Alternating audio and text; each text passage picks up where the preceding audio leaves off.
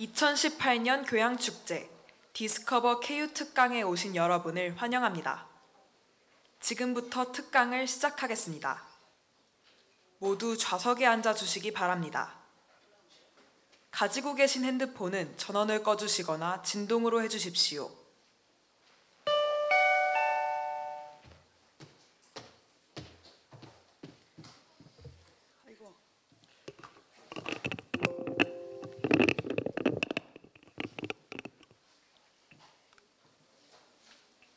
시작해요. 안녕하세요. 안녕하세요. 저 이정남입니다. 박수. 네. 여기 대부분 제 수업을 듣는 친구들이죠. 우리 수업 안 듣는 친구 손 한번 들어보실래요? 오이 맞네. 예. 제가 최대한 쉽게 한번 해보겠습니다. 우리 수업이 조금 쉽지 않은 내용입니다. 그래서 제가 최대한 쉽게 오늘 정리를 해보려고 노력을 했습니다. 우선 저는 수업을 안 들어온 친구들 때문에 소개를 드리자면, 저는 아세안 문제연구소 교수고 전공은 중국 정치입니다. 베이징 대학에서 정치학 박사학위를 했어요. 그래서 이렇게 중국을 조금 할 줄 알고 그다음에 중국 관련 외교 안보도 하고 국내 정치도 하고 하는데, 이번 학기에는 체제전환기 중국의 정치와 사회라는 과목을 가지고 고려대학교 학생들하고 수업을 하고 있는데, 오늘 하기로 한 이 수업은 우리 수업의 한 일부입니다. 일부인데, 제가 오늘 제목을 정하면서 굉장히 고민을 많이 했어요. 그러니까 두 가지를 가지고 고민을 했습니다. 첫 번째가 최고 지도자는 어떻게 결정되는가, 최고 지도자라는 말하고, 두 번째는 결정이라는 말을 가지고 고민을 했습니다. 왜냐하면 최고 지도자라 그러면 한 명, 즉 시진핑 당 총서기를 얘기를 해야 되는데,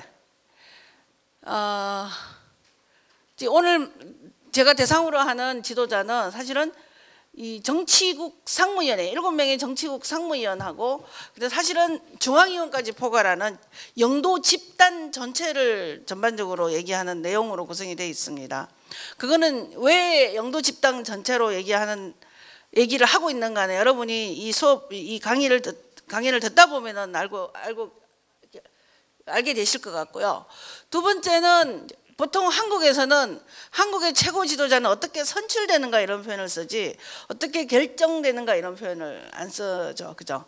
근데 여기서는 결정이라는 표현을 썼어요. 이 얘기는 다른 말로 하면 중국의 최고 지도자는 선거를 통해서 선출이라는 과정이 없진 않아요. 그럼에도 불구하고 선출된다고 표현을 하기 어렵다는 거죠. 그래서 선거 외에 다양한 우리가 알려지지 않은 이렇게 그런 어떤 결정 방식들이 작동하고 있기 때문에 이 표현을 썼습니다.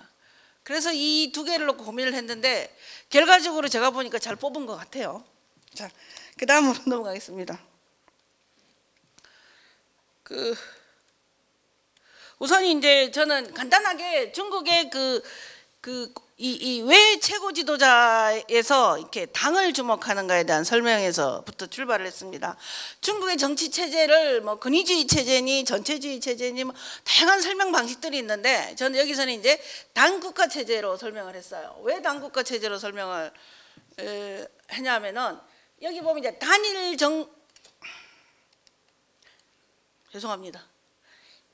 이 단일 정당과 국가가 하나로 통합되어 구성되어 있다. 여기에 주목하시면 됩니다. 즉, 이 공산당이라는 단일 정당과 국가 권력이 하나로 통합되어 구성되고 있다고 해서 이걸 당국가 체제로 설명을 했어요. 예를 들어서 이게 무슨 소리냐면은, 그러니까 우리가 한국에서는 정당이라는 것이 전체의 한 부분으로 정치 시스템 전체의 한 부분으로 존재한다면은, 이 중국에서는 전체로서 정당이 존재한다는 거죠. 그래서 개념적으로 결국은 전체로서 정당이 국가와 동일시되는 형태를 띠고 있다. 그래서 이게 정당 이론가로 유명한 사르토리라는 사람은 이 단일 정당은 하나의 국가의 복제본이다 이런 표현을 쓰기도 했어요. 당국가 체제는 결국은 단일 정당과 국가가 하나로 통합되어 구성되어 있는 하나의 시스템, 정치 시스템으로 이해를 하시면 될 것 같고요. 근데 왜 그러면 중국은 그런 특징이 나타나는가를 뭐 다양한 설명들이 있는데, 가장 기본적으로 서구에서 정당은 국가가 건설되고 나서 선거제도가 발전돼 가는 과정에서 나온 제도적 산물이라면은, 중국은 이 공산당이 신해혁명 이후에 이 청나라가 해체되고, 그다음에 그 이후에 나타나는 일련의 민주공화대의 시도들이 실패하면서 나온, 그러니까 기존 체제가 해체된 이후에 국가 건설을 목표로 해서 이 만들어진 체제라는 거죠. 즉 중국의 1949년 신중국은 중국 공산당이 이끌어서 수립된 국가 체제다, 이렇게 이해하시면 될 것 같아요. 그래서 사실상 중국은 공산당이 그러니까 49년에 혁명이 성공하고 나서, 그러니까 59년에 사회주의 헌법이 선포되고 이 헌법이 선포되고 56년에 사회주의 개조로 개조가 완성되고 나서 전방위적으로 이렇게 국가 권력을 장악하고 있는 당국가 체제를 구성했다라고 이해를 하시면 될 것 같아요. 그래서 이제 쭉 보면은 그림을 통해서, 제가 이 그림을 잘 못 그려요. 그래서 이렇게 누가 그려놓은 것을 스캔해서 집어넣어서 흐릿하긴 한데, 중공중양, 중국 공산당 중앙이 있고요.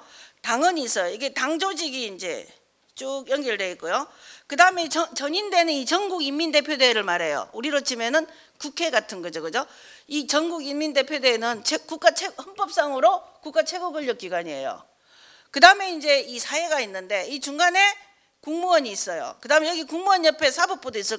법원이나 검찰원 같은 것도 있겠죠, 그죠? 왜 안 보이지? 자, 이렇게 있는데, 중공중량이라는 당 라인이 하나가 있고요. 그 다음에 전국인민대표대회를 중심으로 한 국가 라인이 하나를 있다는 거죠. 이 두 개와 당과 국가가 하나로 중공중량에 의해서 규정을 받는 당국가 체제로 통합되어 있다, 이런 거예요. 여기서 이제 당조, 이거는 여러분들이 뭐 무시해도 되는데, 사실은 이 당이 전국인민대표대회와 국무원을 통제하는 하나의 조직적 방식 중에 하나가 당 조직이 이제 옆에 있다, 뭐 이런 건데, 이거는 무시하셔도 될 겁니다.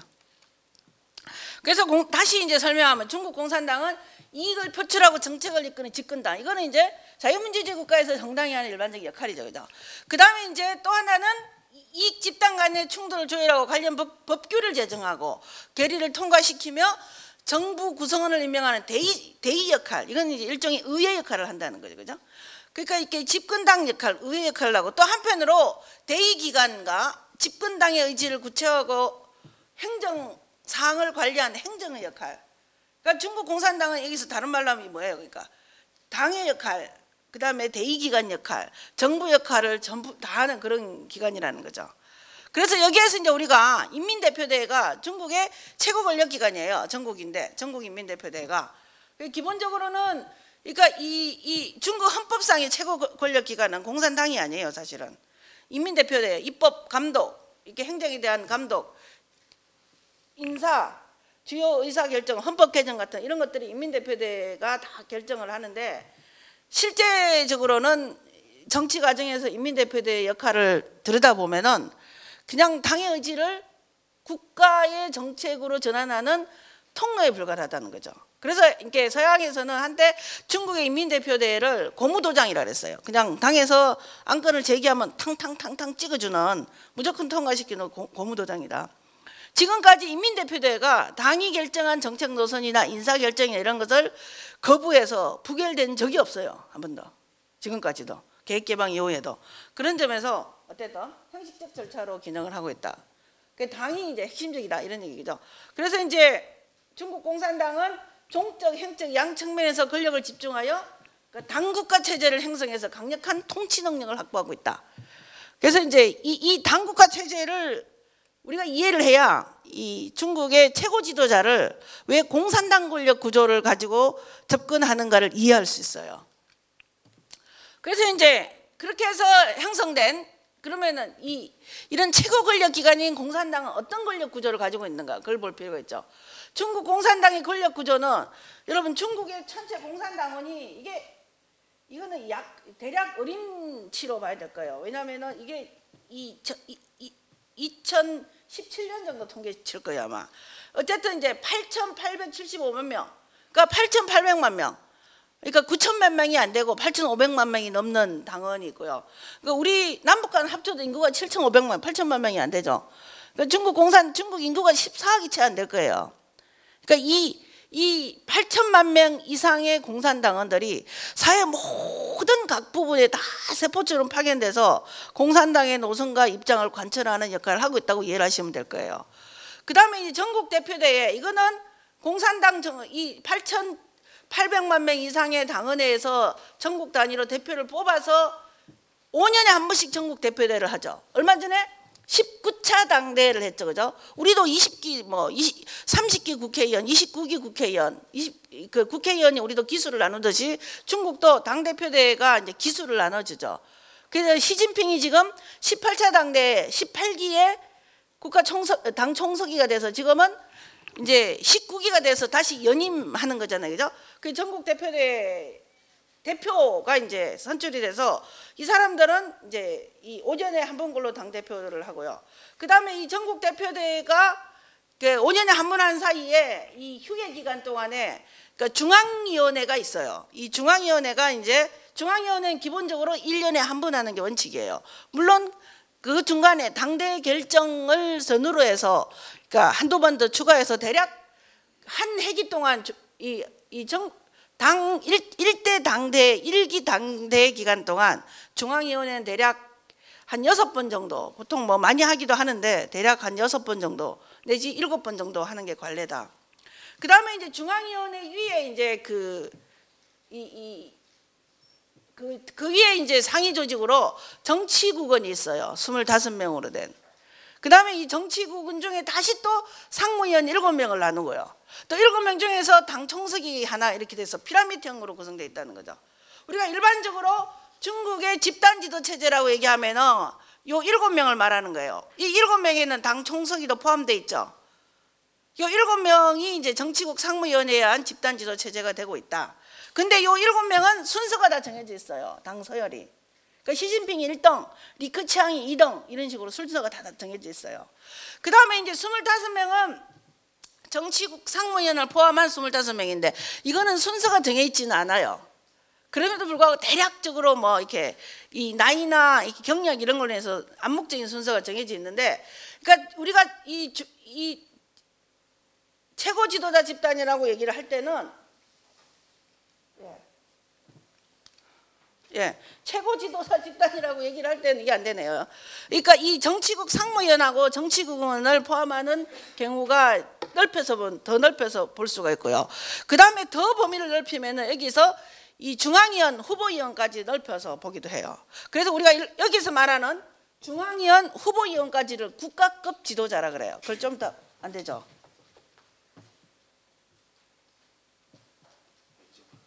레이즈가 안 돼요? 제가 이렇게 기계를 잘 못 알아서 보시다. 그래서 이제 중국 공산당 중앙 조직을 조금 더 구체화해서 볼게요.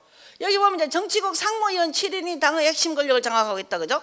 그러니까 모든 당의 실질적인 일을 정치국 상무위원이 리더하고 이제 실무적인 역할은 서기처가 하는 건데 이 서기처가 하는 걸로 되어 있고요. 그래서 이제 중앙위원과 후보위원, 정치국은 상무위원이 모든 실질적인 지도자다 이렇게 이제 얘기를 하고 있는데, 그래서 더 쉽게 접근하려고요.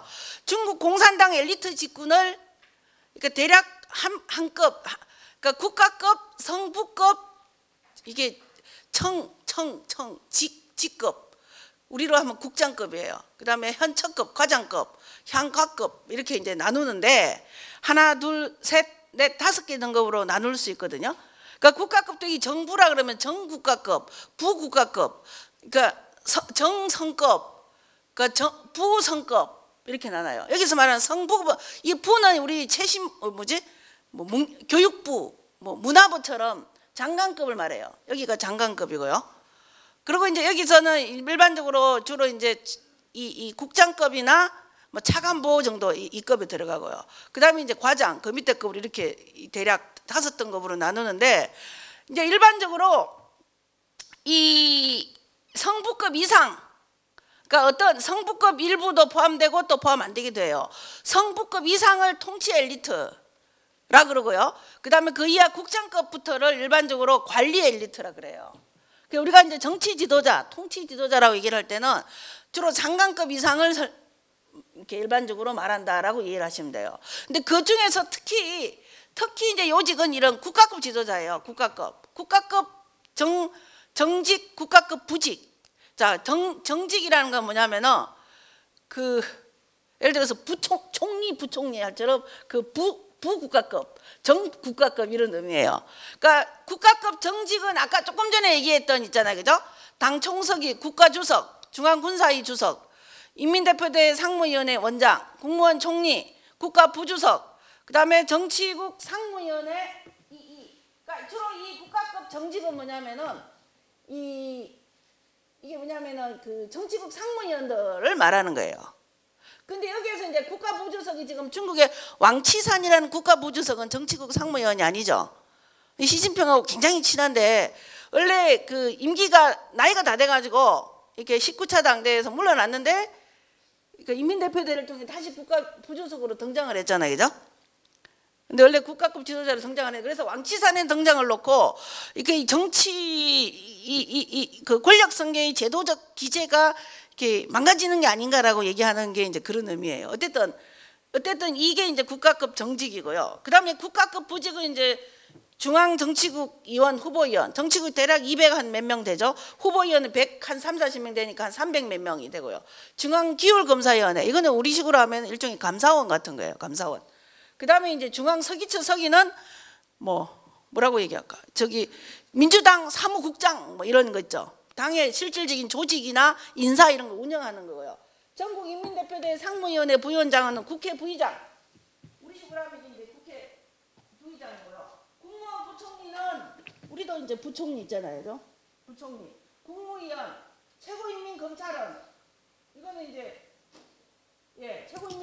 최고인민검찰원 이거는 이제 우리로 치면은 그 대검찰청 뭐 이렇게 해당되고 최고인민 그 법원은 이제 법원에 해당되고요. 전국 정협 부주석. 정협은 이게 중국 많이 가지고 있는 독특한 정치 제도인데 일종의 통일전선 조직체라고 이해를 하시면 돼요. 그러니까 매년 3월 달에 중국은 전국인민대표대회와 이 전국정협이라는 두 대회가 열리는데 전국정협은 그러니까 공산당이 아닌 이른바 이 민주당파, 대략 중국에 한 8개 정도의 민주당파라는 조직이 있을 거예요. 그다음에 이제 중산층이나 이런 사람들이 모여서 이 다양한 의견들을 이렇게 논의해서 그것을 모아서 당에 건의하는 그런 역할을 하는 일종의 자문 조직으로 불리기도 해요.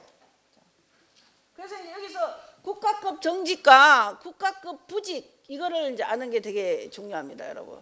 그 여기 보면은 아까 어디 갔지? 이 표에서 보면은요. 여기 보면 이제 여기까지가 뭐예요? 다 이 국가급 그죠? 국가급 지도자에 들어가는 거죠, 당 중앙 후보위원이죠.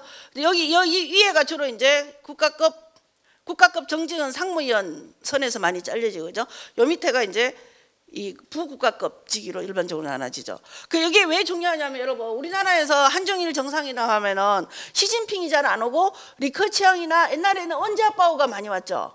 그래서 우리는 대통령이 나가고 일본도 총리가 오는데 왜 중국은 이 시진핑이 안 오고 이 총리가 오냐 이런 얘기를 하는데 중국은 이게 이 집단 지도 체제이기 때문에 이게 이 당 총석이나 국가 주석이나 전인지 상무나 국무원 총리나 이런 사람들도 거의 이렇게 국가 원수급의 대우를 받아요. 그래서 이제 이 사람들이 이 보시고 그래서 이제 조직으로 보면은 중앙정치국 여기 보면 이제 이 하살표는 권력이 이렇게 실질적으로 내려가는 거예요. 위로부터 밑으로 이렇게 이 중국은 민주주의 국가가 아니잖아요, 그죠? 그 당 중앙정치국 상무위원회가 실질적인 리더십의 핵심이고요. 그 다음에 이제 중앙정치국 이렇게 영향력이 내려가고 중앙정치국 밑에 중앙위원회가 있고, 그 다음에 중국 전국 대표대회가 있고, 그죠? 그 다음에 이제 당 중앙정치국 상무위원회 중공중량 서기처는 실질적인 실무, 뭐 조직이나 인사, 돈 이런 거 관리하는 데 있죠. 우리도 어느 조직이든지 이 조직, 인사, 돈 이런 거 관리하는 게 되게 중요하잖아요. 그 다음에 이제 중공중량위원회 각 부서 이게 뭔 소린가 하니까, 그러니까 당이 국가 권력의 복제판이라 그랬잖아요. 중국 공산당에도 보면 대외연락부가 있어요. 대외연락부는 뭐냐면은 국가 권력으로 치면은 외교부 같은 역할을 해요. 그 다음에 선전부가 있어요. 그 우리로 치면은 뭐 문화체신부 뭐 이런 역할이 되는 거고. 그러니까 이 조직부 이런 각 부서가 있어요, 당 내에도. 근데 그 사람들도 대략 보면은 각 부서는 장관급 대우를 받아요. 그 중국은 성부급 하면 이제 일종의 장관급인데 거기에 해당하는 인력만 해도 몇백 명이 돼요.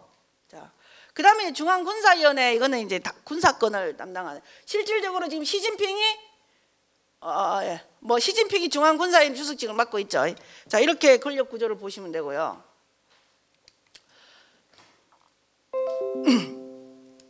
더 중요한 거는 아까 이제 봤지만은 국가급, 부국가급을 나누고 제가 이제 정치국 상무위 7명을 얘기했잖아요. 중국은 이제 바로 이게 시진핑 혼자 권력을 장악하고 있는 게 아니고, 예? 우리나라는 이제 대통령 중심되고죠. 뭐 일본이나 영국 같은 경우는 의원내각제죠. 대통령 중심에는 대통령 1인한테 권력이 지나치게 많이 집중된 뭐 제왕적 대통령 중심제의 폐단을 극복하기 위해서 헌법을 개정했다, 우리 이런 말 나오고 그렇긴 하죠. 근데 중국은 이게 1인이 아니라 집단지도 체제라는 거예요. 집단지도 체제. 자, 집단지도 체제가 뭐냐면은 다수의 인원으로 구성된 정치국 상무위원회 7명으로 구성됐다 그랬죠. 상무위원회와 그 집단 영도 메커니즘을 집단지도 체제라고 그러는데, 이 영도 집단이, 영도 개인이 아니라 영도 집단이 국가 권력을 장악하고 당과 국가에 대해 집단적 영도를 진행하는 게 집단지도 체제라는 거예요. 그래 보면은 정치국 상무위원들 있잖아요. 지금 현재 7명이라고 그랬죠. 당과 국가의 서로 다른 영도 기구를 분담해서 대표하고 업무 분담을 하면서 협조하고 협력하는 집단 영도제다. 자, 그러면은 시진핑은 지금 무슨 역할을 하고 있어요? 국가주석, 당 총석이 중앙군사위원 주석을 하고 있죠. 리커치앙은 국무원 총리로서 내치를 담당하고 있죠. 그 다음에 리짠수는 전국인민대표대회 이 전인대 상무위원장을 하고 있고, 또 뭐 이제 왕양인가? 왕양은 또 뭐 전국 정협 주석을 하고 있고, 그 다음에 왕우닝은 당내 이론 선전 이런 담당을 하고 있고, 그 다음에 자오러지라는 정치국 상무위원은 이 기율검사위원회를 담당하고, 이게 다 나름 역할들을 다 가지고 있어요. 각자 이제 역할을 나누어서 서로 분담하고 협조하는 영도 집단 체제다. 뭐 이렇게.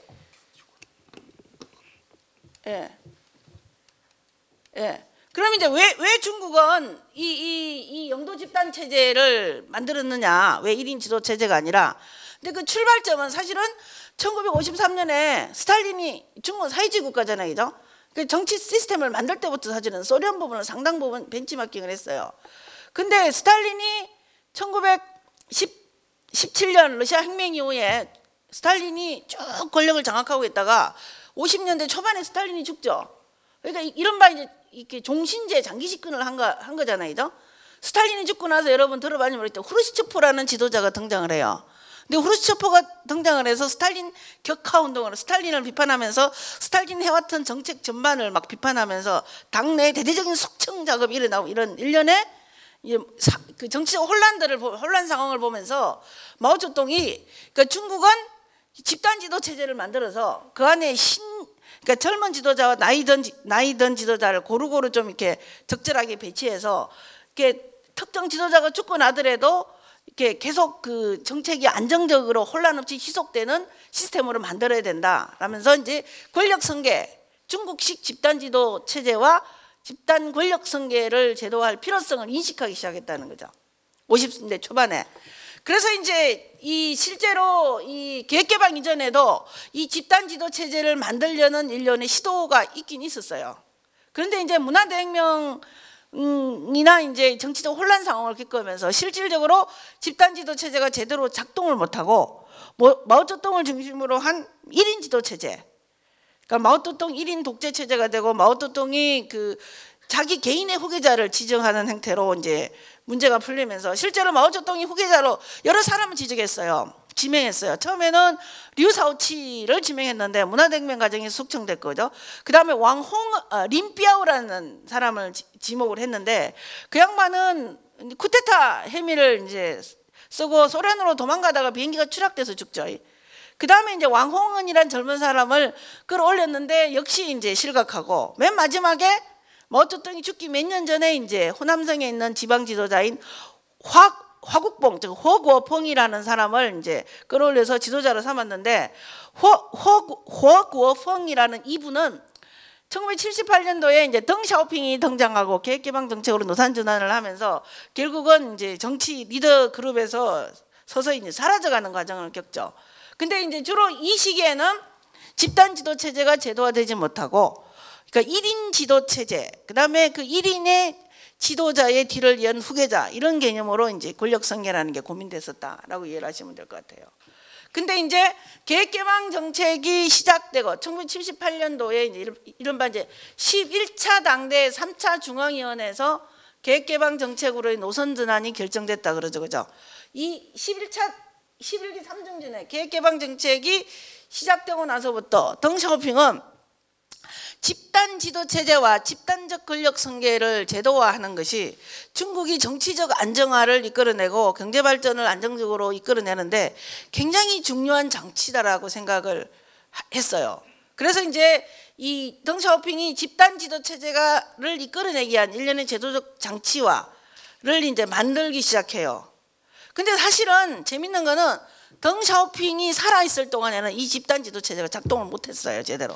왜냐하면은 실제로 덩샤오핑은 이 본인은 당 총석이나 이런 어떤 그 국가 주석이나 이런 자리에 없었지만은, 장쩌민이 당시에 90년대 이후에는 국가 주석이고 당 총석이었지만은 이 마쿠 지도자로서 장쩌민보다 더 막강한 헤게모니를 쥐고 권력을 행사하는 포지션을 가지고 있었다는 거죠. 그러니까 이 구체적인 행정적 급별 직위와 그 사람이 가지고 있는 역할 내용이 일치가 안 된, 그러니까 중국의 정치가 제도화가 안 된 것을 반영하는 단면이라고 볼 수 있겠죠, 그죠? 근데 이제 덩샤오핑이 죽고 나니까 덩샤오핑에 맞먹는 정도의 카리스마를 가진 그런 강력한 위대한 영도자가 없었어요.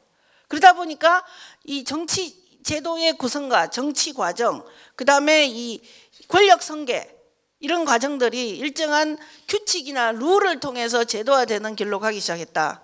그래서 이제 이 많은 어떤 그 이 다수의, 그래서 이제 많은 그 연구들을 보면은 이제 어쨌든 90년대 이후로 이제 서서히 이 집단 지도 체제가 제도화되고 집단적 권력 성계가 제도화되기 시작한다라고 이제 이해를 하시면 될 것 같아요. 그래서 이제 보면은 이 집단 지도 체제가 제도화되면서 이제 본격적으로 나타나기 시작한 게 집단적 권력 성계인데, 이 집단적 권력 성계를 여러분 이제 제가 이걸 어떻게 설명할까 고민을 하다가 크게 두 가지로 이해를 하면 쉽게 이해를 할 것 같아요. 첫 번째가 집단적 업무 성계 제도라는 거예요. 집단적 권력 성계 제도. 이게 무슨 소린가 하니까 특정한 후임자를 선발하는 게 아니라 당의 새로운 영도 집단을 선발한다는 거죠. 영도 집단. 그러니까 당국가의 영도 권력을 다음 임기의 영도 집단으로 안정적으로 임기하는 과정, 이게 집단적 업무 성계라는 거예요. 그러니까 아까 여러분 기억나시죠? 국가급 지도자, 정치국 상무위원, 정치국원, 중앙위원 후보위원, 이 그룹 전체가 선계되는 거예요. 그러니까 이 정치국 상무위원만 선계되는 게 아니라, 여기 봅시다. 이 정치국 상무위원회에 국한되지 않고 실질적인 이제 최고 권력 기관인 상무위원회에 국한되지 않고, 그러니까 중앙정치국위원회 있죠. 그 다음에 중앙위원회 등 세 차원의 집단적 권력 선계가 한꺼번에 다 일어난다는 거죠. 이게. 그래서 이제 보통 이게 10년 단위로 봅시다. 더 이제 조금 더 보면요. 그 다음에 이제 두 번째, 이 집단적 권력 성계 또 두 번째 특징이 계단식 교체라는 거예요. 그러니까 한꺼번에 그러면은 이 몇백 명이 막 한꺼번에 쫙 그냥 나가는 게 아니라, 그게 이제 번갈아 업무를 맡으면 회기마다 일부 구성원을 계속 바꾼다는 거예요. 예를 들어서 미국의 지금 하원의원은 2년마다 한 번씩 교체되지만 상원의원은 보니까 대략 3분의 1씩, 임기가 6년인데 2년마다 한 번씩 선거가 되도록 해서 3분의 1씩 교체돼 가잖아요. 여기도 그런 비슷한 메커니즘이에요. 그러니까 한꺼번에 다 몰아내는 게 아니라 젊은 사람은 또 넣고, 그래서 이제 나이 든 사람이 물러가면 또 젊은 사람이 위로 올라가고, 이렇게 계단식 어떤 그 교체 방식들을 제도화시켜서 조직의 소장화 이렇게 이 연경화, 소장화, 뭐 이렇게 노령화를 막는 그런 어떤 장치를 활용하고 있다는 거죠. 그래서 이제 이 중국에서 스스로가 이제 강조하는 게, 중국 사람들이 강점으로 강조하는 게 뭐냐면은 이 집단적 업무 선계 제도가 낙하산 인사, 우리 요즘 낙하산 인사 신문에 많이 나오죠, 그죠? 낙하산 인사나 고속 성장이 아니라 뭐 별로 경험도 없고 뭐 별로 알려지지도 않은 어느 날 갑자기 짠 하고 리더로 등장하는 그런 것이 아니라 장기간 훈련과 심사라는 이런 어떤 그 과정을 통해서 권력이 교체되는 것을 가능하게 한다, 이런 거고요. 여기에서 이제 이 두 가지 정치적 훈련, 이거는 뭐 나중에 뒤에 할 거니까 이제 지나가겠습니다. 어쨌든 이 장기간 훈련과 고속 승진이 가능한 그런 어떤 그 이 권력 교체 방식으로서 집단적 권력 승계가 이렇게 굉장히 장점이 있다, 이런 주장을 해요. 그래서 이제 집단적 권력 승계가 그러면 실제로 어떤 식으로 이 권력 승계가 일어나는가를 이제 봅시다. 그 첫 번째가 집단적 권력 승계를 가능하게 한 제도적 메커니즘이 있어요. 그 우리나라는 뭐 권력 승계를 하려면 우리나라는 5년 단임제죠, 그죠? 5년 있고 나면 이제 국민 직선제를 통해서 뭐 정당에서 후보를 내세워가지고 선거를 해서 다시 이제 하고 그러잖아요, 그죠? 그 지금 이거를 뭐 중임제로 하냐, 내각제로 하냐, 아니면은 뭐 이원 집중제로 하냐, 헌법 개정 문제가 논의되고 있죠. 근데 여기는 이제 이 우리나라하고는 다른 형태의 이제 권력 승계의 제도와 이 메커니즘이 있어요. 그래서 첫 번째로 이제 권력 승계를 가능하게 하는 제도적 장치가 뭘까? 크게 이제 세 가지: 법이나 제도 혹은 관행. 그러니까 왜냐하면은 중국의 그 최고 지도자의 권력 승계 과정은 너무나 이 제도화가 안 돼가지고요, 블랙박스 안에 이게 감춰져 있는 게 너무 많아요. 그래서 이제 그나마 제도로 돼 있는 것도 있고, 그 다음에 법이나 제도로 있는 것 또 하나는 그나마 관행으로라도 쭉 일정하게 이렇게 유지되는 게 있어요. 근데 그것도 없는 것도 있고. 그래서 이제 법이나 제도 혹은 관행을 통해서 이제 실현되는데, 그러니까 이런 큰 어떤 법이나 제도 관행을 통해서, 그러니까 이 서방이나 이제 한국 내 중국 전문가들이 비교적 지난 20년간 중국의 집단적 권력 승계는, 그러니까 제한적이지만 낮은 수준이지만은 제도화의 길을 걸어왔고 현재 일정한 제도화의 성과들을 냈다라고 이제 보는 게 특징이에요. 근데 이제 시진핑이 등장하면서 맨 마지막에 제가 하게 되겠지만 그것이 이제 충격을 받고 있다는 게 우리 신문에 보면 일반적인 평이죠. 그래서 그러면 어떤 제도적 장치냐? 첫 번째, 이 간부, 당 간부, 고위직 간부의 퇴직제가 제도화돼 있어요. 그 대략 보면은 1982년도에 이제 이거는 이 법은 아니에요. 이 중공중량 노간부 퇴직제도에 대한 결정, 이거는 당내 결정이에요. 일종의 이게 당장행도 아니고 이렇게 법안은 아니지만은 당내 결정이라는 문건을 통해서 관례화시킨 거예요. 성부급이라 그러면 일종의 성장, 뭐 부성장, 성서기, 성부서기, 그 다음에 애교부장, 뭐 이게 뭐죠? 뭐 재정부장 같은 것처럼 있잖아요, 그죠? 민정부장 이런 것처럼 장관급을 말하는 거예요. 그러니까 장관급 정직은 장관급이고 장관급 무직은 뭐겠어요? 차관급이겠죠, 그죠? 자, 장관급은 65세를 넘지 못한다고 얘기를 했고요. 그 다음에 이 부장관급은 60세를 넘지 못한다는 규정을 만들었어요. 그 다음에 이제 2002년도와 2007년도를 거치면서 정치국 상무위원 나이 제한 얘기도 나왔어요. 그래서 이제 여러분 신문에서 많이 들어봤을 거예요. 칠상파라, 이게 뭐냐면은 정치국 19차 당대에서 정치국 상무위원이 되려면은 19차 당대가 개최되는 1917년도에 나이가 67살이 되면까지는 선출될 수 있어요. 근데 68살이 되면 물러나야 돼요. 근데 왕치산이라는 시진핑의 그 오른팔이 69살이 돼가지고 이 정치국 상무위원회에서 물러났죠, 그죠? 그래서 이제 이 칠상파라라는 규칙이 도입됐어요. 그 다음에 정치국은도 암묵적인 규정인데, 정치국은 대략 64살까지 당대가 개최되는 시기에 선출되는 해에 64살이면 정치국원이 되고 65이 되면 퇴직해야 되는 그런 이 나이 제한 규정이 이제 생겼다라는 것이고요. 그 다음에 이제 두 번째는 임기제의 제도화예요. 우리나라 1년 단임제 대통령, 아니 5년 단임제 대통령제가 있는 것처럼 중국은 이제 한 회기가 이 중앙위원회 한 임기 1기를 5년으로 하는데, 그러니까 82년 헌법에서 전인대 상무위원장, 부위원장, 그러니까 국회의장과 부의장, 국가주석과 부주석, 이건 우리로 치면 이제 이 국가 원수에 대한 칭호죠.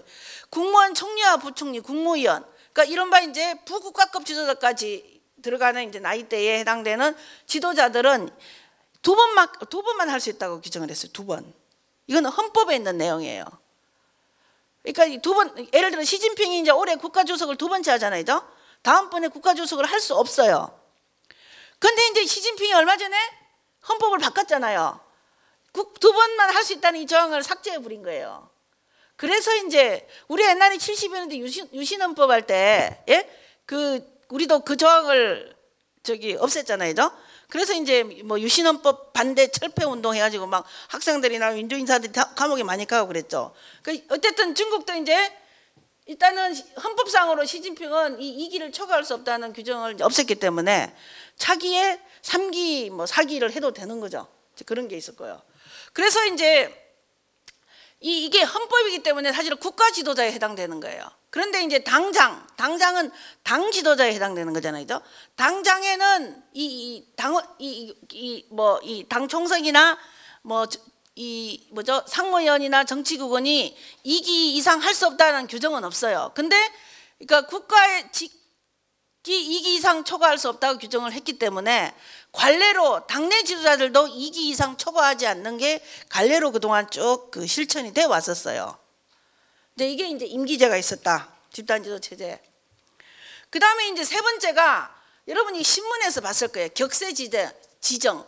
세대를 그러니까 격리하다 할 때 세대를 한 세대를 거쳐서 지목해서 정하는 거. 이게 무슨 소리입니까? 격세 지정 방식의 후계자 결정 관행. 이게 이제 여기 보면은 그대로 읽어볼게요. 이게 굉장히 제가 잘 써놨어요.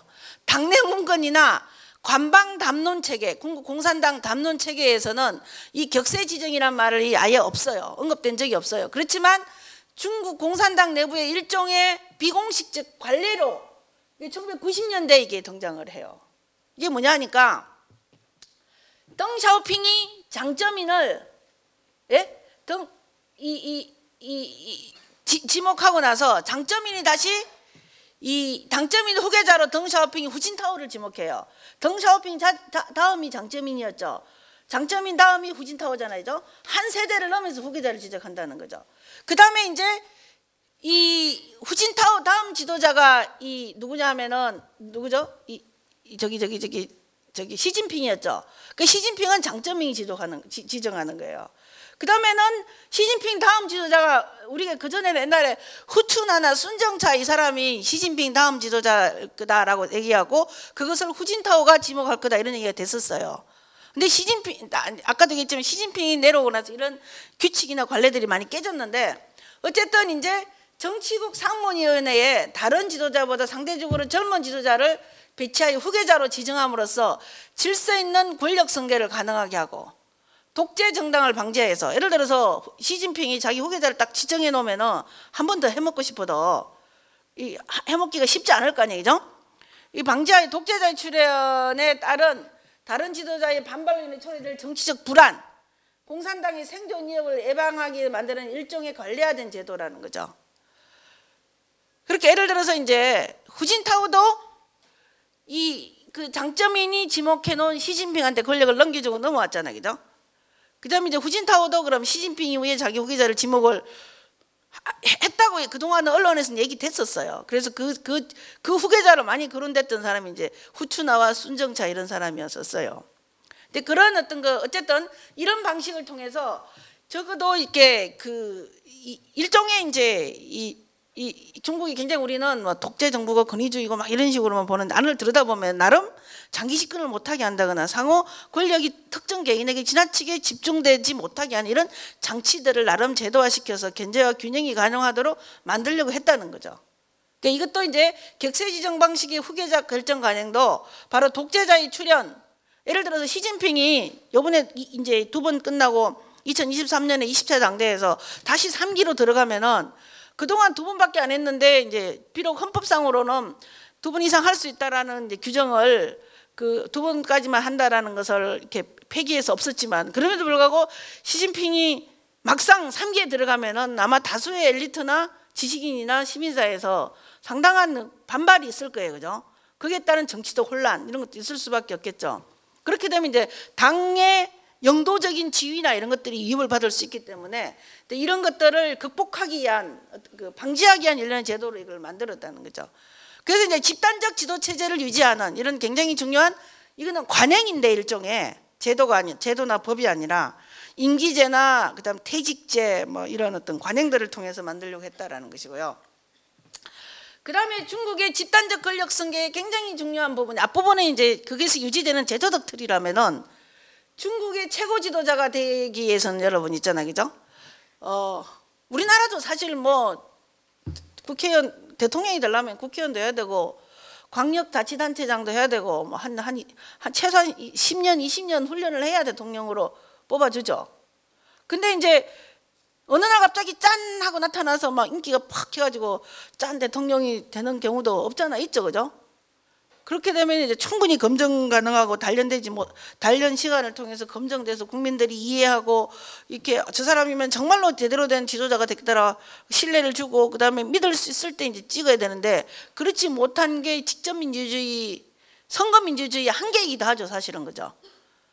그래서 이제 우리 그 선거민주주의에서는 거기에 따른 지도자를 잘못 선출했을 때 그것으로 인해서 국가적 이익이 초래될 가능성 이런 걸 방지하기 위해서 뭐 탄핵제도 이런 것도 만들어 놓긴 했잖아요, 그죠?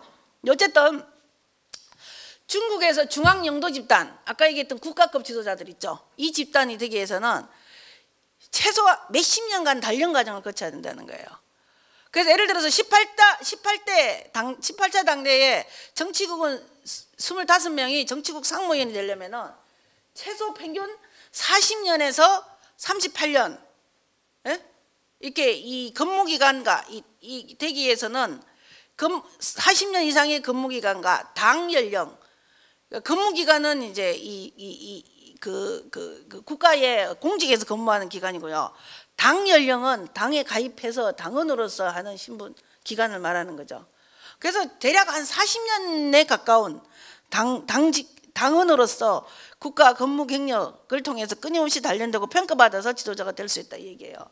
그래서 보면은 구체적으로 그러면은 어떤 식으로 이 지도자를 육성하는가를 제가 크게 세 가지로 나눠서 봤어요. 그러니까 이 첫 번째가 예비 간부라는 거예요. 예비 간부.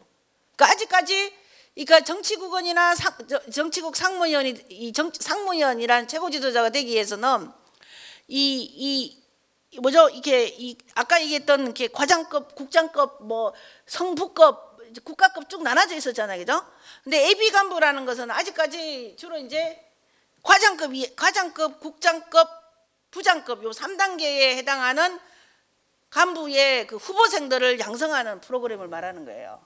그래서 보면은 1980년대 초부터 중국 공산당 조직국 산하에 청년 간부국을 만들었어요. 거기에서 그 젊은 인재를 발굴해 가지고 이렇게 이 몇 단계 훈련을 거쳐서 리더로 키우는, 그러니까 우리로 치면 학교에서 치면 학문 후속 세대 양성 프로그램을 만든 거지. 간부 후속 세대 양성 프로그램을 만든 거죠. 그래서 보면 이제 이 예비 간부들은 과장급, 국장급, 부장급 3단계로 나눠져요. 3단계. 그러니까 이 사람들은 이 과장급이 되기 위한 예비 간부니까 아직은 과장급이 안 된 거죠. 그죠? 그다음에 이제 국장급이 될 수 있는 예비 간부, 부장급이 될 수 있는 예비 간부. 그래서 대략 이게 30대 초반부터 시작돼요. 그래서 이 트랙에 안 들어가면 고위 간부가 되기가 거의 어려워요, 중국에서는. 그래서 제가 옛날에 베이징에 있을 때 보니까 이렇게 30대 한 초중반에 이렇게 이 중앙 관료 이 당 조직이나 당 관련 어떤 그 부서에 이제 발령이 나서 갔는데 그 친구가 어느 날 현장이나 이런 어떤 그 현장 과장급 현장이라면 대충 과장급 이렇게 우리나라로 치면은 군수급 정도 돼요. 거기 가가지고 딱 3년 하고 오더라고요. 그러면 사람들이 야, 쟤는 이 예비 간부 이 리스트에 들어가지고 이게 고위직으로 양성되고 있구나 이렇게 딱 감을 잡는 거죠. 자 봅시다. 쭉 봅시다. 여기 보면은 이게 되게 재미있어요. 그럼 예비 간부는 어떤 것들을 중심으로 이제 보느냐, 이데올로기, 연령, 업무 성과 이런 걸 기준으로 평가하는데 여기 혹시 나중에 필요하면 제가 이 PPT 보여드릴게요. 그러니까 54 이게 원래 옛날에도 이 얘기가 있었어요. 예비간부를 양성해야 된다는 게. 근데 이제 실질적으로 이게 제도화된 거는 계획개방 이후 과정으로 이해를 하시면 되고요. 그래서 대략 이 점점 이 예비간부 제대가 세련되고 공고화돼 가고 있다. 이 프로그램이. 그래서 2009년도에 보면은 전체 예비간부 수가요. 예비간부 이 라인으로 관리되고 있는 예비간부 수가 당 조직국에서 약 5만 명 정도 돼요. 그 중에서 성부급이 약 1000명. 그러니까 이 1000명 중에서 성부급으로 올라오는 거죠. 그 다음에 이제 지구급 시와 청급 이거는 이제 여기 6000명. 현과 척급 이거는 이제 과장급 여기 이제 4만 명. 점점 밑으로 갈수록 수가 많아지는 거죠. 그럼 이로 올라갈수록 점점 평가돼서 대략 여기 보면 이제 나오는 게 그 예비간부가 언제 조정되냐면 당대 사이 18차 19차 당대 사이가 되는데 되는데 대략 그런데 대략 약 3분의 1 정도 여기 보면은 어디 갔지? 아이고 대개 예비간부 총수의 3분의 1 이상이 승진하는 그러니까 반이 승진을 못하는 거죠. 아까 그 숫자가 있었잖아요, 그죠? 이제 그게 있었고, 예. 그래서 그 매 당대가 있는 그 다음 당대 사이에 예를 들어서 지금 이제 19차 당대가 끝났기 때문에 20차 당대 사이에 이제 다시 이렇게 그동안 승진해 간 사람을 메꿔 넣는 예비간부 조정 시기겠죠, 지금 그죠? 그러니까 선택 기준은 아까도 얘기했듯이 이데올로기, 연령, 직업 능력 이 세 개가 가장 중요한 변수예요. 이데올로기가 가장 중요해요. 흔들리지 않는 이 마르크스 레닌주의, 마오쩌둥 사상, 덩샤오, 시진핑 신시대 중국 특색의 사회주의 사상 이런 걸로 무장된 사람이어야 돼요. 연령도 이제 굉장히 중요해요. 연령은 대략 성부급 예비간부, 즉 장관급이 되려면은 대략 45세에서 50세 사이에 사이에서 성부급 예비간부 명단에 들어 있어야 돼요. 그 다음에 이제 지구급 시와 팀 국장급이 예비간부가 되려면 대략 40에서 45세에 이 명단에 들어 있어야 되고요. 그 다음에 현처급 과장급이 되려면 35세에서 40세 사이에 이 명단에 들어 있어야 돼요. 근데 참고로 중국 중앙조직부 규칙을 보면 성급 간부는 대략 45세에서 58세예요. 그러니까 여기서 봅시다. 45세에서 50세니까 45세 58세잖아요, 그죠? 그러니까 여기에서 나이 차이가 한 8살 정도 나죠. 그러니까 여기에서 젊은 친구가 일로 올라가는 거죠. 성부급 간부로. 여기는 이제 예비간부 나이고 이거는 이제 실제 그 성부급 실제 나이인 거죠, 그죠? 그 예비간부는 그래서 같은 동년배보다 항상 젊어요. 그러니까 젊게 쑥쑥 키워서 끌어올리는 거죠. 그래서 직업 능력이 이제 중요하다. 특히 직업 능력 중에서 많이 강조되는 게 뭐냐면은 제가 한 논문을 보니까 그러니까 특히 지방에 예를 들어서 그 후진타오 같은 경우는 티베트 지역의 그 책임자로 갔었잖아요. 그래서 이제 소수민족 문제, 중국은 국가 통합, 통일, 단결 이걸 되게 강조하잖아요. 소수민족 문제 같은 이런 어떤 국가적인 사회 분란 이런 문제를 잘 해결하는 리더. 아니면은 지방 관료로서 돈을 막 끌어와서 예? 해외 투자 자금을 유치해서 지방 경제를 활성화시킨 이런 걸 높이 평가하는데, 근데 실제로 다수의 그 사람들이 그 원로 간부 뒤에 이제 백그라운드가 있는 사람이 굉장히 중요하다는 거예요. 이른바 이렇게 그 베이징에 있는 고위 관료야 하고 관시가 있을 때 굉장히 중요한 하나의 힘이 된다. 그래서 이제 이 관료들이 이게 예비 간부들이 관시를 맺기 위해서 막 뇌물을 쓰고 이런 것들이 많이 이렇게 발생을 하는데, 이것을 철저하게 당 기울부에서 조직부와 기울위원회에서 이렇게 관리하고 있다 뭐 이런 게 있는데, 어쨌든 이게 누가 후원하느냐 이게 굉장히 중요하다 볼 수가 있을 것 같고요. 근데 여러분들이 이제 궁금한 거는 그러면은 중국은 공무원 시험 제도가 없냐? 있어요. 92년부터 공무원 시험 제도, 국가 공무원 시험 제도가 설치돼서 있어요. 근데 국가 공무원은 주로 이 기청 수준의 업무를 요구되는 기술적, 행정적 스킬을 공급하는 관료 조직으로서 역할을 되지. 그러니까 최고 지도자가 되기 위해 필요한 정치적, 이론적, 사상적 이런 종합적 능력을 갖춘 리더가 되는 걸로 훈련 프로그램은 공무원 조직으로 간주를 안 하는 것 같아요. 그래서 공무원이 돼서 이 최고 지도자로 올라가 전환된 케이스는 아직까지 거의 없어요. 그다음에 이제 여기서는 공개 선거라는 게 있는데 이거는 요즘 시진핑 시기 이후에는 별로 의미가 없어요. 시진핑 시기 이전에는 사실은 지방 단위에서 이렇게 우리로 치면 면장, 읍장 정도는 직접 선거를 통해 선출하는 케이스가 가끔 있었거든요. 그 선거를 통한 지도자의 선출이 그것이 최고 지도자가 될 가능성. 그냥 지방 단위 지도자로 끝났고 이것도 고위직으로 올라간 적이 없다. 왜냐하면은 중국이 최고 지도자가 되려면 엄청난 전문적 식견 같은 전문적 능력과 사상적 능력, 이런 어떤 지도자로서의 정치적인 어떤 감각, 정무 감각, 전문적 능력 이런 걸 종합적으로 갖춘 종합적 리더형이 나와야 되기 때문에 이 선거나 국가 공무원 체계를 통해서 등장한 사람들이 그렇게 리더가 될 가능성이 있다고 보지 않는 것 같아요. 그래서 아직까지는 이 트랙이 이 선거를 통해서 등장한 기청 지도자나 국가 공무원 체계를 통해서 등장한 젊은 사람들이 국가 지도자로 큰 케이스는 없다고 보시면 될 것 같아요. 자, 그다음에 이제 이렇게 해서 이제 쭉 이 가장 국장급, 그다음에 성부급, 장관급으로 길러지는데 그러면 이제 최고 지도자, 정치국 상무위원이 되려면 어떻게 돼야 되느냐? 네? 정치국 상무위원은 제가 최고 지도자라고 그랬잖아요, 그죠? 여기에서는 대략 두 가지 단계를 거쳐야 정치국 상무위원이 돼요. 첫 번째 단계가 뭐냐면은 성부급, 장관급을 반드시 거쳐야 된다는 거예요. 그 중국의 중국의 신문에서 많이 비판을 받는 후한강이나 칭화대 공공정책학원 학장께서는 이 성급 지도자로의 단련 기간을 그러니까 최고 지도자가 되곤 일종의 학교로 성급 지도자 기간을 얘기를 하는 것 같아요. 그래서 국가 지도자를 이 시기에 이 국가 지도자는 성을 통치하면서 훈련을 받고 또한 이외에 있는 정치국원이나 정치국 상무위원은 각 성의 지도자를 쭉 보면서 누가 잘하나 관찰하겠죠.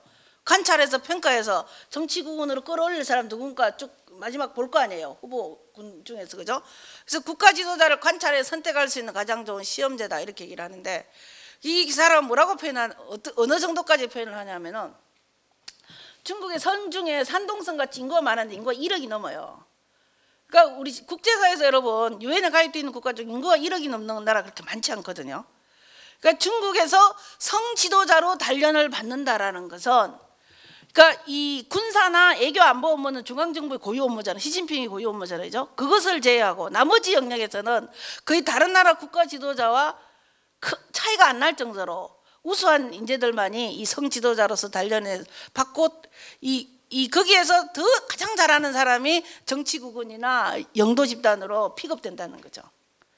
그런 표현을 쓴다. 그래서 이게 성급 지도자가 된다는 것은 정치 지도자가 최고 지도자가 되는 학습 성급 성장이나 부성장, 성당서기, 성당 부서기는 일종의 국가 통치를 학습하는 가장 중요한 학교다 이런 표현을 써요. 근데 사실 우리나라도 보면은 비슷한 것 같아. 이런 거 보면 우리나라도 보면은 대통령이 되려면은 국회의원 경험만으로 안 되고 광역자치단체장 경험이 필요하다 그래서 3선 한 4선 하면은 광역자치단체장으로 나가고 그러잖아요, 그죠? 뭐 중국도 그렇다. 그다음 두 번째는 이제 아까 봤을 때 여러분 기억나는지 모르겠다. 일종의 이제 이 집단적 권력 승계의 가도기로 당 최고 영도 집단 성원의 주요 조수라는 표현이 있는데 여기서 당 최고 영도 집단은 정치국 상무위원을 말하는 거예요. 이 조수라는 건 뭐냐면 아까 정치국은 25명 있죠. 그 다음에 서기처라고 기억나시죠? 조직부에서 당의 각종 인사나 뭐 실무 관련된 어떤 그 예산이나 노선이나 이런 거를 총괄하는 사무국 관련된 일을 서기처 일을 하는 것 이거를 이제 두 번째 단계의 훈련 기간으로 봐요. 그래서 여기 보면은 최고 지도자가 될 후보들이 중앙서기처와 정치국에 들어와 정치국 상무위원회 조수가 되어 당정군의 특정 업무를 분담해서 관리한다. 그래서 이 시기에 정치국 상무위원들은 그러니까 이 한편으로 이 서기처 서기들과 정치국원들을 이렇게 훈수를 떠면서 훈련시키고 가르치기도 하고 한편으로 평가도 한다는 거죠. 저 중에서 누구를 정치국 상무위원으로 픽업해서 끌어올릴까. 그래서 이 두 개의 단계를 이제 예비 간부 단계를 거치고 이 두 개의 단계를 거치면은 이제 마침내 최고 지도자 집단이 들어올 수 있다 이런 거고요. 그래서 이제 표를 보면은 그 16기, 17기, 그러니까 이게 이제 후진타오식이죠. 18기는 시진핑이 18차 당대에서 등장됐잖아요. 18기, 19기죠 지금은죠. 근데 이제 후진타오 시기를 봤어요. 16기, 19기 정치국 상무위원회 된 사람이 이제 이때는 정치국 상무위원 여러분 9명이었었어요. 지금 7명인데 그 사람들이 이렇게 성급서기 및 성장, 성급 당서기 및 성장 근무 연수, 근무한 성의 수, 16기, 17기 성급 부서기, 그 다음에 성급 서기 및 성장 근무수, 근무한 성의 수를 쭉 보니까 성급 서기 및 성장 근무한 수는 대략 7.11기가 됐고요. 1기. 그 다음에 근무한 7.1년이 됐네요. 그 다음 근무한 성의 수는 대략 1.2개 정도 됐고요. 그 다음에 여기 17기도 보면은 성급 부서기 및 근무한 연수가 대략 4.9 이렇게 쭉 통계가 나눠지죠. 그죠? 이렇게 했고. 그 다음에 이제 보면은 16기, 17기 정치국 상무위원회 정치국은 및 서기처 서기 단련 해낭. 여기는 보면은 이게 뭐냐면은 기라는 거예요. 기. 중앙위원이 3.2기를 했다는 거, 15년 이상 중앙위원 했다는 거. 앞에도 내가 잘못 말했네. 기. 그러니까 1기가 5년이니까, 그죠? 대략 15년하고 조금 몇 년 더 했다는 거죠, 그죠? 그 다음에 정치국 이 중앙위원, 그 다음에 정치국 후보위원, 뭐 이게 보면 이게 이제 1.4기, 그러니까 대략 이게 뭐냐면은 이러면 이제 5년 뭐 한 7년 정도 했다는 거죠, 그죠?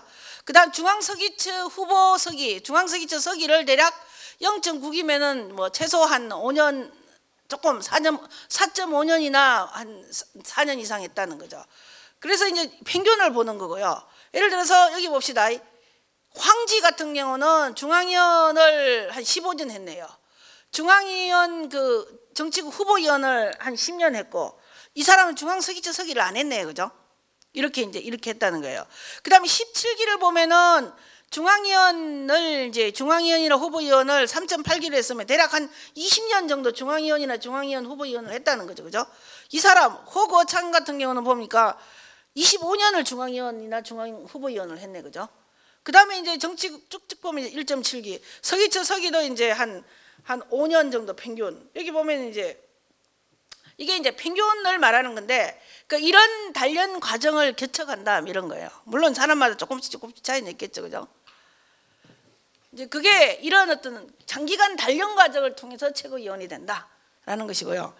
그 다음에 이제 세 번째 되는 게 이게 이제 이게 이제 본격적으로 이 추천, 협의 그리고 선거를 통한 선발 절차, 그 선발 메커니즘이 있다는 거예요. 중국도 여러분 선거가 있어요. 중국에 여러분 인민대표대회는요, 현급, 우리로 치면은 군 있죠, 군. 도시의 구, 지방으로 가면 군급에서는 인민대표대회를 직접 선거를 통해서 선출해요. 그 다음에 이제 시급 이상, 군급, 시급부터는 간접 선거를 통해서 선출을 해요. 인민대표를. 그 다음에 이제 이 최고 지도자, 정치국 상무위원이나 정치국이나 이런 것들도 어쨌든 그 과정의 중간에 전부 다 선거를 통한 선출 과정을 형식적으로 반드시 거쳐요. 근데 문제는 선거를 통한 선출은 마지막 단계에서 일종의 요식행위고, 후보자가 결정되기까지 과정이 실질적으로 후보자가 다 결정이 돼버려요. 그래서 이제 도대체 어떤 메커니즘을 통해서 각 지도급 인사들의 외비 후보자가 결정되느냐, 그것을 보는 게 굉장히 중요하다. 근데 아직까지 중국 정부가 이 공산당이 발표한 자료를 보면 어렴풋하게 대략 이렇게 되겠다라는 건 알 수 있는데, 구체적이고 세부적인 내용은 아직까지 들여다보면은 상당히 모호한 게 너무 많다. 그거는 다른 말로 하면은 아직까지 최고 지도자의 결정 선발 과정이 투명하게 제도화되고 절차화되고 이렇게 규범화되지 못했다라는 거죠. 상당히 많은 인치적인 요소와 타협이나 이런 어떤 그 지도자 간의 이런 어떤 그 타협이나 이런 것들을 통해서 많이 결정된 게 많다는 거죠. 그래서 보면 이제 우선 세 가지로 나눠봤어요. 중앙위원하고 정치국은 정치국 상무위원, 크게 두 트랙으로 나눠봤는데 중앙위원회 선발 과정을 봐봤어요. 자, 중앙위원회는 선발 과정을 크게 보면요, 후보자 결정과 표결 선거라는 과정을 거쳐요. 표결 선거는 중앙위원회는 누가 선출하겠어요? 당대표대회 선출해요. 근데 당대표대회에서 그럼 어떤 방식을 통해서 중앙위원을 선출하느냐? 사실은 당대표대회는 그냥 거의 거수기야. 그 마쿠에서 이미 당 중앙에서 결정된 후보자 명단이 작성하기까지 모든 게 결정되고 있어요. 그럼 어떤 방식이냐? 그동안 거의 자료가 공개가 안 돼서 잘 몰랐는데 2000년도부터 서서히 후진타오 시기부터 조금씩 공개되기 시작했어요. 그쪽 보면은 이 중앙 지도부에서 하향식의 엄격한 절차에 따라 일정 범위의 인원 중에서 예비 후보단을 골라내고 당대 기간에 대표단의 예비 선거를 거쳐 최종적으로 후보자 명단을 확정하고 정식 회의에서 대표단이 선거를 통해 최종 확정한다. 이게 중국 정부가 말하는 공식적 입장이에요. 그러면은 도대체 어떤 하향식이 엄격한 절차고 어떤 인원 중에서 예비단을 골라내는지 그걸 들여다봅시다 한번. 자, 18대 중앙위원 선출 과정을 보면은요, 18차 당대회가 여러분 1912년 10월 말인가 11월 초에 있죠. 그러니까 대략 그 당대회가 있기 1년 전부터 있잖아요. 예? 1년 전부터 이 당 대표 선출 과정이나 그다음에 중앙위원 선출을 위한 준비 작업이 시작돼요. 자, 그게 뭐냐면은 대략 2011년 7월부터 6월까지 59개 공작조, 이걸 우리로 치면은 뭐 일종의 TFT가 59개로 되는 조를 짜서 이렇게 일종의 TFT를 구성하는 거죠. 그 전국 31개, 중국의 성급 행정국이 31개잖아요. 성시 뭐 이렇게 소수민족 구 해가 자치구에서 31개 성시구와 130개 중앙국가기관, 예를 들어서 뭐가 있겠어요? 중앙국가기관 뭐 외교부 이런 것도 중앙국가기관이고죠. 사회과학원 이런 것도 있을 수 있고, 중앙당교 이런 것도 있을 수 있고죠. 중앙금융기관, 뭐 인민은행 뭐 이런 은행, 그다음에 베이징의 주요 국영기업, 예를 들어 수도광철 같은, 아니면은 뭐 중국 석유화 이런 거 있잖아요, 그죠? 핵심 국영기업에서부터 이 사람들이 여기 들어가서 중앙위원 후보자에 대한 추천을 받아요. 이 중앙군사위는 또 별도로 또 9개 공작조를 따서 또 이 군 조직으로 들어가서 이걸 하고, 그러니까 보면은 이제 그렇게 처음에 들어가서 추천을 통해서 이제 이 1차로 받은 사람이 약 42,800명 정도가 이제 이 18차 당대회를 놓고 보면은 1차적으로 이제 이 추천 받은 사람 이 정도 인원을 추천 받아요. 그러니까 이 정도만 들어가도 가문의 영광인 거지, 그죠?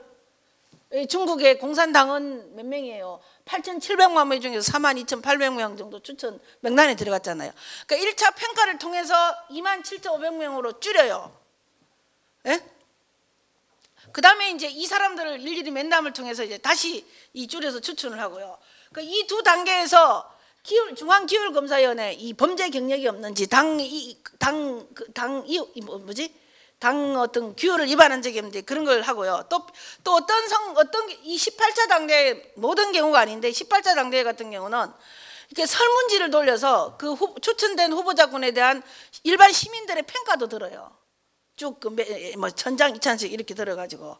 그래서 이제 설문 내용대로 인물평가, 도덕, 품행, 업무 자세, 직무 능력, 청렴도, 자기 통제, 자기 관리, 뭐 이상한 뭐 그 중국에 보면은 막 그 여자 문제도 심각하고, 그죠? 부패 문제도 심각하고, 판빙빙 이런 사건들 신문에 나오는 거 보면은 뭐 그 고위 관리들과 이렇게 막 연예인들하고 연결된 것도 막 이런 문제가 많이 나오잖아요, 그죠?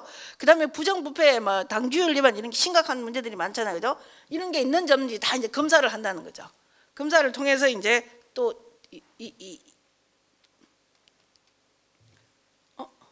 어디 갔지? 2번이 없어졌네. 여기 있네요. 예. 그래서 이제 보면은 설문조사를 통해서 이제 평가를 하는 거고요. 그 다음에 이제 이 세 번째 단계는 이제 정치국 상무위원회는 이 전 과정을 정치국 상무위원이 이 후보자가 중앙위원 후보자가 결정되는 과정에 계속 개입을 하는 거예요. 그러니까 11년 하반기부터 처음에 이제 추천 명단이 결정되고 나면은 이 상반기 한 6, 7개월 동안 11차례 회의를 통해서 이 공작조 아까 40몇 개 있었죠. 이에서 보고받고 후보자를 계속 회의를 통해서 약 727명으로 명단을 또 줄여가는 거예요. 계속. 그렇게 해서 이제 2012년 10월 달에를 다시 이제 532명 줄이고 쭉쭉 계속 줄여가는 거죠. 그렇게 해서 이 당 회의가 있기 전에 당대회를 주관하는 이제 그 해 당대회를 주관하는 그 책임자들한테 명단을 제출해서 막판에는 이 중앙위원 그 당대회에서요 2가지 선출 과정을 통해서 중앙위원이 결정돼요. 처음에 예비 선거고 두 번째는 이 정식 선거예요. 예비 선거는 아직까지 당대회가 되기 전에 당원들이 모여서 예비 선거를 해요. 그래서 예비 선거는 일반적으로 보면은 대략 그 차액 선거라고 떨어뜨린다는 거예요. 그러니까 후보자가 240 여기 보면은 224명 가운데 19명이 탈락하고 그 나머지는 다 된다는 거예요. 무슨 말인지 아시겠죠? 그 다음에 이제 후보위원도 190명 중에 19명이 탈락하는 이런 탈락률을 보이는. 그래서 여기서 이제 예를 들어서 220 우리 그 전국구처럼요 19명이 탈락하잖아요. 그 다음에 여기 후보자 중에 누가 죽거나 이러면 이제 이 후보위원이 다시 정의위원으로 올라가죠. 맞을 거고. 그 다음에 이제 예비 선거를 거치고 나서는 정식 선거를 이제 그날 당일날 해요. 근데 정식 선거는 한 명도 안 떨어뜨려요. 공개적인 선거에서는. 그래서 이제 이 정식 선거와 예비 선거는 보통 2, 3일 사이로 이게 이루어지더라고요. 이런 과정을 거친다 이렇게 보시면 되고. 그 다음에 정치국원하고 정치국 상무위원은 훨씬 더 복잡해요. 자, 중앙위원은 당대회를 통해서 선출되잖아요. 19차 당대회 하면은 당대회 막 업무보고 하고 나면 마지막 단계 가면 결국은 중앙위원 선출하는 과정이 당대회 마지막 2, 3일 주요 업무 내용이에요. 그 다음에 이제 정치국과 정치국 상무위원 이거는 뭐예요? 최고 지도자가 되는 거죠. 여기에 들어가면 이제 최고 지도자 반열에 들어가는 거잖아요. 그럼 이거 어떻게 결정되느냐?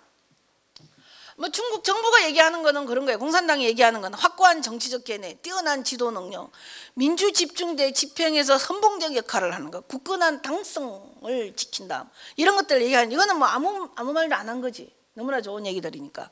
그 선발 과정을 보면은 굉장히 복잡하다. 굉장히 복잡하다. 그러니까 이 추천 과정이나 소차례 협상 뭐 합의 이런 과정도 있다. 그러니까 막 예를 들어서 우리 신문 보면은 차기의 정치국 상무에 누가 들어가 어느 날을 보면은 왕운이 들어갔다 어느 날 보면 빠졌다가 뭐 리엔차오가 들어갔다 빠졌다가 그다음에 왕치산이 들어가니 많이 막 계속 그 바뀌잖아요. 그죠? 그래서 보면은 이제 막 이 보통 당대에 한 1년 남겨놓고는 그게 중국 관련 이 신문 기사에 굉장히 중요한 내용이잖아요. 그죠? 근데 대부분 보면 홍콩 쪽 언론들이 그런 기사들 많이 쓰고 또 그래서 보면은 2012년 18차 당대회 같은 경우는 되게 재미있는 제도가 도입됐어요. 17차, 18차 두 당대회에서는 그게 뭐냐면은 이 정치국 상무위원하고 정치국원을 결정하는데 일종의 이렇게 이제 강당에서 모여가지고 이른바 민주추천이라는 게 도입됐어요. 그게 뭐냐면은 여기 보면은 베이징에 개최한 당원 영도 간부회의에서 18기 중앙정치국위원과 상무위원 후보자에 대한 민주추천을 진행했다. 2015년 5월달 이게 뭔 소린가 하면은 대략 약 400명 정도의 중앙위원과 후보위원 그 다음에 전직 퇴직 정치국원 이상을 한 적이 있는 퇴직 간부들이 베이징에 있는 한 회의장에 모여가지고 정치국원이나 정치국 상무위원의 자격 여건이 해당되는 성급 이상의 간부 명당 200명을 줬어요. 거기에서 네가 생각하기에 누가 차기의 정치국원이나 정치국 상무위원이 되는 게 타당하다고 생각하는지 그거를 이제 투표 용지에 써서 제출하라 이렇게 된 거예요. 그래가지고 이제 17차 당대회 때 이 제출을 딱 해서 보니까 원래는 사실은 있잖아요. 신문에서 17차 당대회를 거치면서 중국의 최고 지도자는 아니 16차 당대 그치면 중국의 최고 지도자는 리커치앙 시진핑이 아니라 리커치앙이 될 거라는 일반적인 관측이었었어요. 근데 그 400명 이상의 이 중앙위원이나 후보위원이나 언론 지도자들이 딱 명단을 모아 보니까 리커치앙이 2등이 나오고 시진핑이 1등이 나온 거예요. 그러면서 뒤집어졌다는 게 그게 일반적인 정설이에요, 사실은. 근데 이제 그렇게 해서 그 투표, 그러니까 이걸 이른바 민주추천회라 그래요. 이게 이제 18차, 17차 두 당대에 도입됐었어요. 정치국원과 정치국 상무위원을 하기 위한 메커니즘으로. 근데 19차 당대에 시진핑이 이걸 없애버렸어요. 또. 자 보면은 그러면은 여기에서 그럼 민주 추천에 다수표를 받으면 그 사람이 바로 정치국원이나 정치국 상무위원이 되냐? 또 그건 아니에요, 사실은. 이제 그거는 근데 굉장히 중요한 참고 사항이지. 거기에서 표가 너무 적으면은 그 사람을 최고 지도자로 이렇게 이 반열에 집어넣을 수는 없을 거 아니에요. 그래서 이제 여기 보면은 제가 줄쳐놓은 부분을 보시면은 추천의 결과와 해당 후보 민주 추천의 결과에서 이제 득표 상황도 보고요. 그 다음에 이제 당내 조직부나 뭐 기울 검사회 이런 데서 해당 후보에 대한 쭉 그 예비 후보 간부에서부터 쭉 관찰해온 그게 있을 거 아니에요. 기록들. 그것도 볼 것이고. 그 다음에 지도부의 구조적 필요. 이거는 이제 뭐 중국에 보면 여러분 상해방, 왕당파, 뭐 민주 청년, 청년 동맹파 막 이런 얘기들 구분하고 그러잖아요. 그죠? 그 지도자들끼리 너무 이제 일종의 이제 타협을 통해서 이 사람 넣자 빼자 이런 일종의 또 타협도 하겠죠.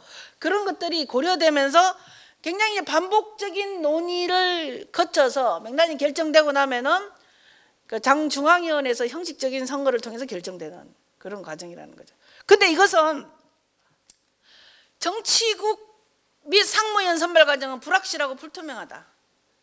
그러니까 이런 과정으로 된다라는 정도 어림잡아 보는 거고, 구체적으로 그러면은 매 시기마다 결정되는 변수나 그 영향을 미치는 요소가 다르기 때문에 우리처럼 딱 그냥 선거를 통해서 다수표가 한 표라도 많으면 당선되고 이런 규정이나 딱 명쾌한 제도나 절차가 없기 때문에 굉장히 불확실하고 불투명하다. 그러니까 대략적으로 조금 전에 제가 설명드린 바와 같은 그런 과정을 거친다 정도로만 보시면 될 것 같아요. 그래서 이제 계획개방 이후에 선발 과정이 계획개방 이후에 당대회가 꽤 있었잖아요. 그죠? 대략 보면은 이런 사람들이 정치국원이나 정치국 상무위원이 되더라라는 걸 이제 그 중량 당교라는 당교 교수가 이제 그걸 뽑아봤더라고요. 그러니까 후보자가 중앙위원으로 재임중해야 된다. 중앙위원이 아니면 안 된다. 현직 성부급, 그러니까 장관급 이상의 간부를 맡고 있어야 된다. 그 다음에 정치국에 진입할 때 나이가 64세 밑으로 해야 된다. 그 다음에 지방훈련 경험이 있어 성급, 당위원회나 부석이나 부성장이나 성장 이런 경험이 있어야 된다. 이 정도가 있고요. 그 다음에 2개 이상의 성, 중앙과 지방의 양쪽 모두에서 보직 순환 경험이 있어야 된다. 그 다음 경제 분야 혹은 당무 경험이 있을 경우, 그 다음에 이익관계나 인맥, 연공서열 이런 것도 고려된다는 거죠. 인맥, 누구 막후에 강력한 어떤 지도자가 뒤에서 이제 백업을 해주고 있으면 훨씬 유리하다는 거죠. 정치국 상무위원을 경험적으로 자세히 설명해서는 현재로서는 거의 불가능하다. 그럼에도 불구하고 대략 그런 과정을 통해서 등장한다 정도로만 알 수 있을 것 같아요.